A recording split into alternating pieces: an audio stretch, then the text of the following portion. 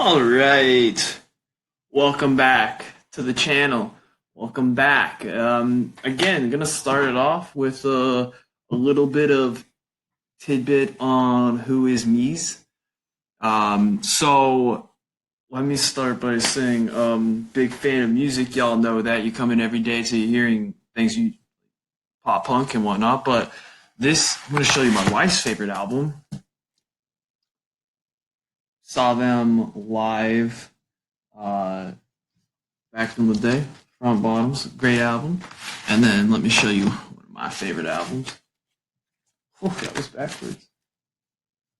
Brand new. You have heard this before when you walk in. Y'all probably don't notice it, but you have. Great album as well. So two of my personal favorites and some of my wife's favorites as well. So now we're going to move into working conditions. We've already talked about the beginning of the Industrial Revolution, or the first Industrial Revolution. We'll end up talking about like the next step of it. We have talked about the two big economic systems that kind of are help to make the Industrial Revolution and also the fallout. So now we're going to get into some working conditions, and big goal for y'all.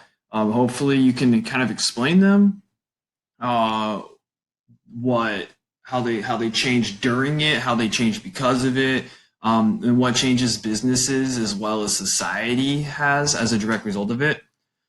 So urbanization.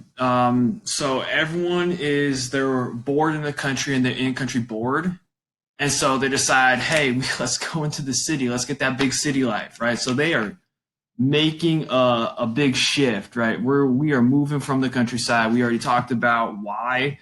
So now your urban centers are getting quite large. They're growing your energy sources again, coal and water. You know, you gotta get where it's at. So you can't just transport rivers, right? You gotta put your cities where it's at. As a result, cities get massive. They get yoked. They are huge. And here you go. Let's take a look at some of this data here. So Manchester goes from 35,000 people, and in 40 years, 350,000 people. So it is 10 times larger in 40 years. To put that in perspective, over the last 10 years, Seattle maybe has grown. Goodness. I know Spokane, so let's do Spokane. Spokane's like 300,000 people. It grew about maybe 1% over the last year, which is like astronomical. Like, that doesn't happen. It grew 1,000% over 40 years. Okay, that just doesn't happen. Leeds gets 3 times larger. Birmingham gets, this is mental math, I don't know, 9 times larger, maybe ish. And then Sheffield just barely more than doubles, really. So this is insane. Like, these are big shifts. These are lots of people going from the countryside into the city. They want that big city life. All right, so, and again, if you see me bouncing back and forth, it's because I'm trying to like read and then also like give you information. So conditions of the working class, not great. Kind of a bummer. The factory system is rough. If y'all ever are like, man, my parents make me clean the dishwasher, and it's such a bummer. These people were working 14 hours a day, 6 days a week. That is some serious time. And not only was it like, oh, well, maybe they had breaks. No, it was unsafe. They had maybe a break, and if they took too many, they could get their pay docked. They didn't make a lot of money to begin with. We're talking a month. So if, for instance, they didn't get paid that much at all, like they might have a week of their it might take a week to pay for rent, but they could get docked for taking breaks, for not having not putting out enough product. The factories themselves were awful. They were incredibly unsafe.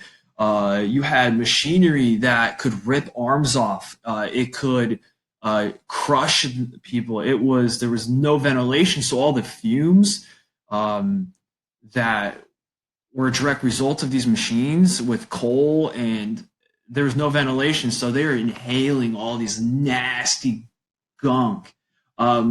Children, super common to see them. They were inexpensive to hire. There's a slide on that as to like why, but we'll talk on that a little bit later. Again, low wages and harsh punishments because there's so many people moving into the cities. You have going back to the invisible hand, right? You have now a huge supply of workers, and the demands hasn't changed really.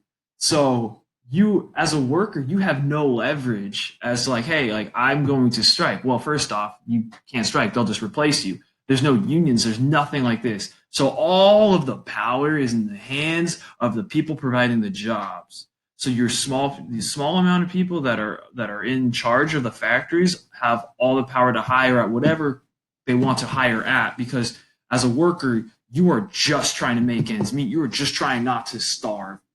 Okay, there's so many people, so few jobs. You're not going to have any negotiating power. And there's really no laws. Like going back to the economics video, if you remember about laissez-faire capitalism, this means no rules. Basically, whatever happens, happens. If you just let it go, it's going to benefit the society as a whole. Well, some of the negatives of no government intervention means there's no laws to protect workers from issues. And then getting into the living conditions, again, overcrowded, dirty one-room places. You didn't have running water. You didn't have sanitation. So that toilet that you have in the bathroom where you're like, okay, like I went to the restroom, like I don't want to see this anymore. You flush it, yeah, no. You would have a bucket and you maybe dump it in the street. Well, guess what? You have to walk in the street to get to work. So you're walking past filth every day. You are in it, which means your life expectancy is not going to be great. So if you're living in those slums, your life expectancy is shot. It is rubbish. It is garbage. It is bad because you are living in filth day in and day out. And when you're not there, you're in your factories, which are not ventilated, which are incredibly dangerous. So you can see how your living situation is probably significantly worse than it would be if you were in your rural areas. Okay. So got some images of factory life for y'all so you can kind of see how it is. If you just take a look at this for a second, let's notice no shoes. So we got a kid probably no more than, I would say, sixth grade would probably be pushing it. So how old are sixth graders? How old are like sixth grade? Fourth graders are 10 at the end. Yeah, so fifth graders are 11. Actually, this kid probably looks like 12. A fourth grader, like 10, 11, 12. No gloves. Oh, I forgot that you can touch. So no gloves, no shoes. There's open machinery everywhere. Like no mask. Like this is rough. And the same thing goes here. Like let's take a look. Like I mean, some of these they have shoes on, whatnot, but they obviously don't have any protective equipment or any sort of safety precaution. And this is again not great, but like working in incredibly close proximity to each other, open at the top here, open machinery everywhere. So again, not great, just not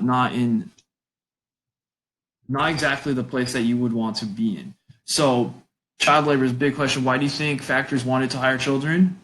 Well, let's think about it. If you were 10 years old, are you going to have the same amount of negotiating power as like a 22-year-old? Are you going to be able to produce the same amount of equipment at the same price? So you're not going to produce as much. As a result, they're less expensive to hire. And if you're a business at this time going, laissez-faire capitalism, I don't have to like really worry about what happens if. Well, excellent. I'm going to hire someone for least cost because then that means my profit margin is bigger, right? If something costs $10 to make and you can sell for 20, your profit margin's 10. If you take that and you can reduce the wage and it actually only costs you $5, you can still sell it for 20. $15 profit margin goes up means you make more money. They're why else would you do it? Well, they're able to crawl into those small crevices in the machines, right? They're able to fix them. They're able to get you're able to easily work in those small areas. And again, that's super dangerous. But the smaller you are, the easier it is to do that. So there's another reason. And again, they're smaller than the people in charge. They are younger, so they're easy to manipulate, easy to bully, easy to scare into doing what you want them to do. Okay, so this is again pictures. Pictures worth 1,000 words, right? Look at all these kids that have lost limbs because of the factories or mines having equipment malfunctions or getting stuck. It's pretty horrific. Um, Again, just some like images of this, just not great. And again, like if you take a look at this picture, you'll go, "Oh wow, that's like cool. All the fog there. That ain't fog, yo. That's coal dust. Like that's all the factories just spewing coal into the environment, spewing it in. And you want to like walk past it every day? Do y'all remember a couple years ago when there was all those fires happening in Washington, and you looked and the sun was just like blocked out by this nasty like smoke? Imagine that every single day forever. Okay, imagine that. Imagine you can't like cover up with masks or anything. You have to just breathe that in every single day. Can you imagine how horrible that would feel on your chest and your lungs and all that? So it's not a good situation to be in. It's not something that uh, you really are going to like enjoy, so to speak. Again, let me move my head around here. So industrial revolution. So society, social classes are changing, right? So now you have this new class system. These people that have invested their own money, right? It's capitalism. You invest your money. If you succeed, awesome. If you don't, well, it's on you. Um, if you were successful, you had this new, really, really wealthy merchant and owner class. These are the ones that own the factories. These are the ones that are giving out the loans and collecting interest. Um, they have a lot of power. They have a ton of power now.